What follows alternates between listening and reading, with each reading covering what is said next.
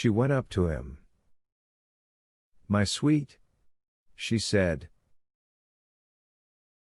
She could not say goodbye, but the expression on her face said it, and he understood.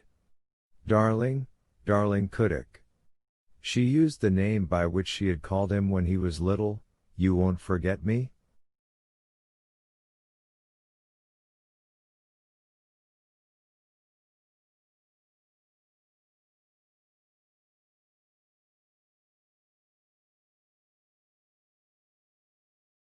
But she could not say more. How often afterwards she thought of words she might have said. But now she did not know how to say it, and could say nothing. But Seryosha knew all she wanted to say to him. He understood that she was unhappy and loved him. He understood even what the nurse had whispered. He had caught the words always at 9 o'clock, and he knew that this was said of his father, and that his father and mother could not meet.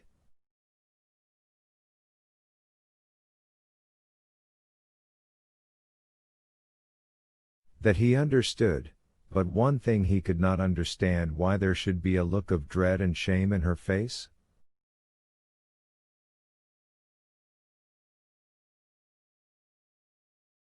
She was not in fault, but she was afraid of him and ashamed of something.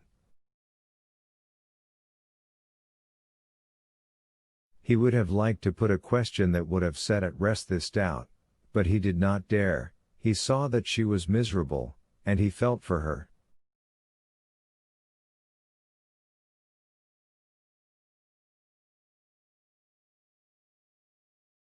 Silently he pressed close to her and whispered, "Don't go yet. He won't come just yet." The mother held him away from her to see what he was thinking, what to say to him, and in his frightened face she read not only that he was speaking of his father, but, as it were, asking her what he ought to think about his father.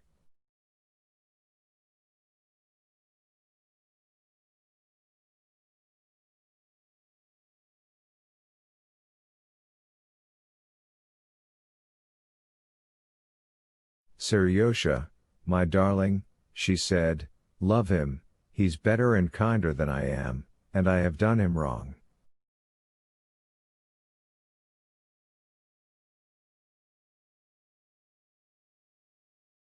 When you grow up you will judge. There's no one better than you." He cried in despair through his tears, and, clutching her by the shoulders, he began squeezing her with all his force to him, his arms trembling with the strain.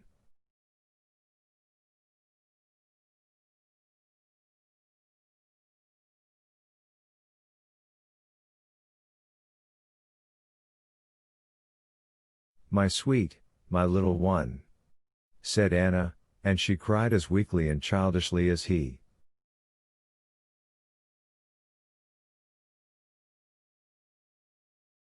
At that moment the door opened. Vasily Lukich came in.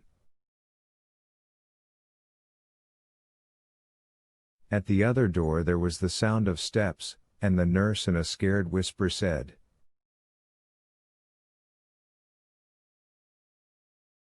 "He's coming," and gave Anna her hat. Seryosha sank onto the bed and sobbed, hiding his face in his hands.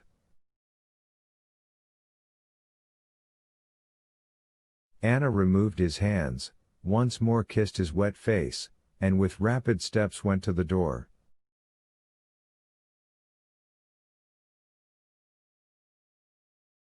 Alexey Alexandrovich walked in, meeting her. Seeing her, he stopped short and bowed his head. Although she had just said he was better and kinder than she, in the rapid glance she flung at him, taking in his whole figure in all its details, feelings of repulsion and hatred for him and jealousy over her son took possession of her.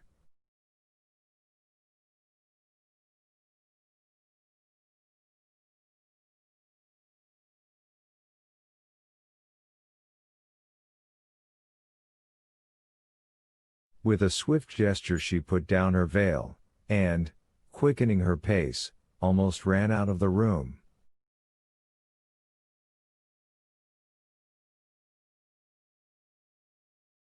She had not time to undo, and so carried back with her, the parcel of toys she had chosen the day before in a toy shop with such love and sorrow.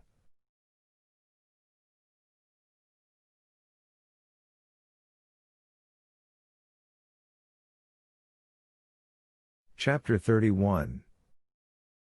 As intensely as Anna had longed to see her son, and long as she had been thinking of it and preparing herself for it, she had not in the least expected that seeing him would affect her so deeply.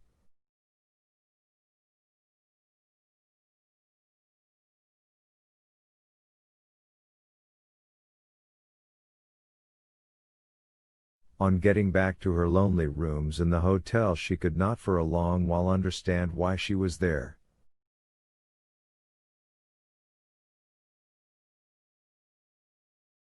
Yes, it's all over, and I am again alone, she said to herself, and without taking off her hat she sat down in a low chair by the hearth.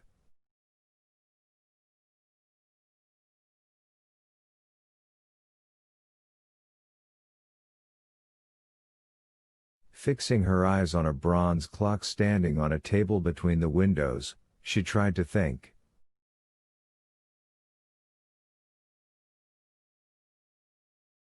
The French maid brought from abroad came in to suggest she should dress. She gazed at her wonderingly and said, "Presently." A footman offered her coffee.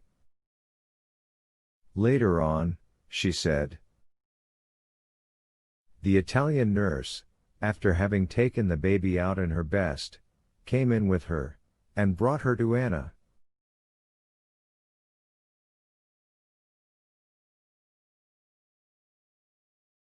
The plump, well-fed little baby, on seeing her mother, as she always did, held out her fat little hands, and with a smile on her toothless mouth, began, like a fish with a float, bobbing her fingers up and down the starched folds of her embroidered skirt, making them rustle.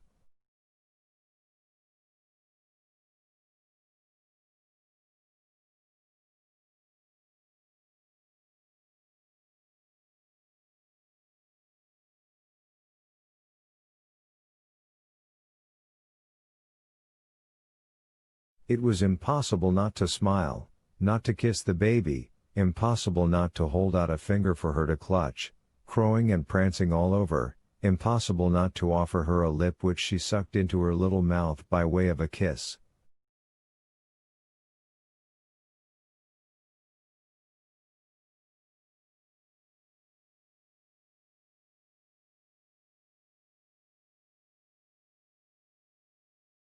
And all this Anna did, and took her in her arms and made her dance, and kissed her fresh little cheek and bare little elbows, but at the sight of this child it was plainer than ever to her that the feeling she had for her could not be called love in comparison with what she felt for Seriosha.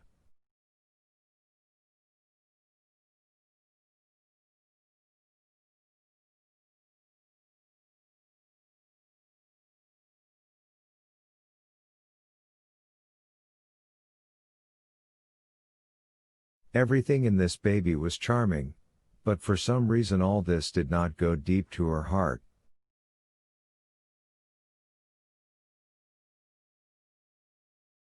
On her first child, though the child of an unloved father, had been concentrated all the love that had never found satisfaction. Her baby girl had been born in the most painful circumstances and had not had 100th part of the care and thought which had been concentrated on her first child.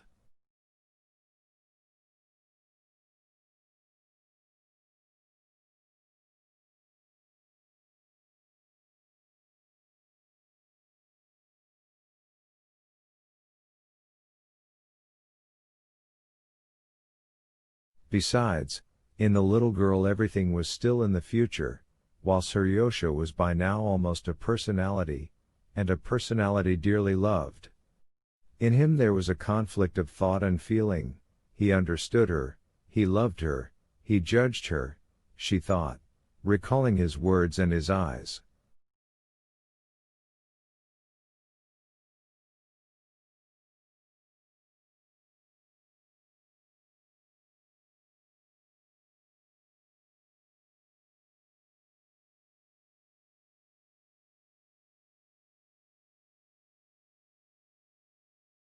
And she was forever not physically only but spiritually divided from him, and it was impossible to set this right.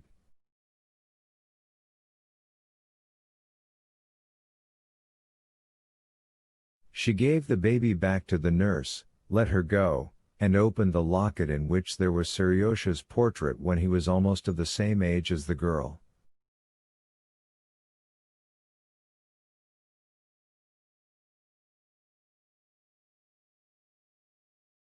She got up, and, taking off her hat, took up from a little table an album in which there were photographs of her son at different ages.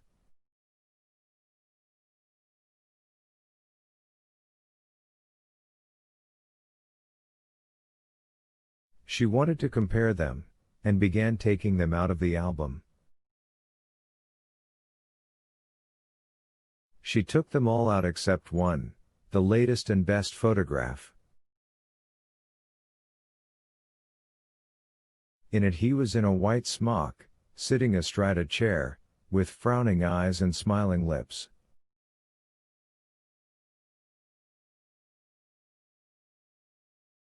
It was his best, most characteristic expression. With her little supple hands, her white, delicate fingers, that moved with a peculiar intensity today, she pulled at a corner of the photograph, but the photograph had caught somewhere, and she could not get it out.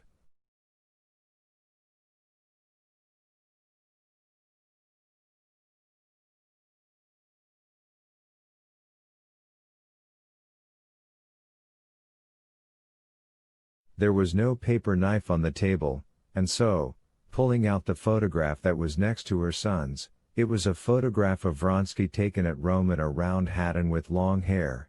She used it to push out her son's photograph.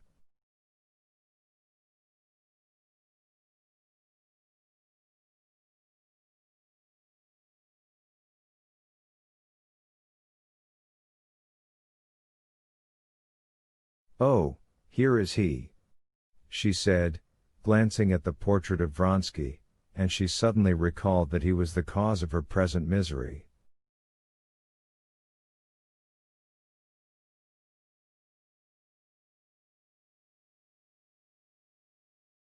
She had not once thought of him all the morning. But now, coming all at once upon that manly, noble face, so familiar and so dear to her, she felt a sudden rush of love for him.